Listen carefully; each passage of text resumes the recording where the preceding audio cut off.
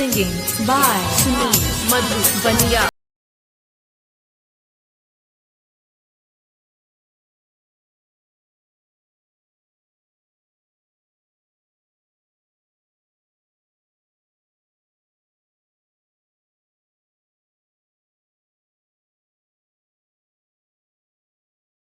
ये दिल हुआ तुझ पे दीवाना, तेरे लिए जाना मैंने छोड़ा ये जबाना।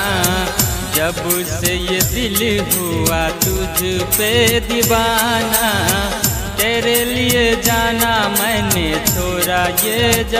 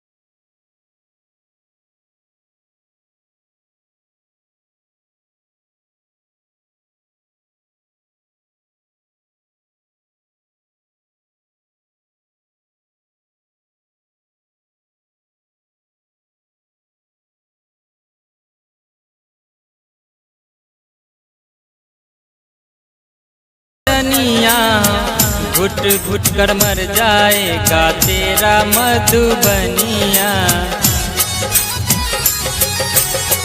बिन तेरे जीना पाऊं सुन ले ओ सजनिया, घुट घुट कर मर जाएगा तेरा Madhubania.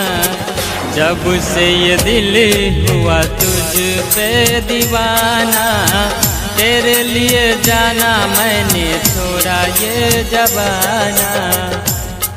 Singing by Sunil Madhubaniya.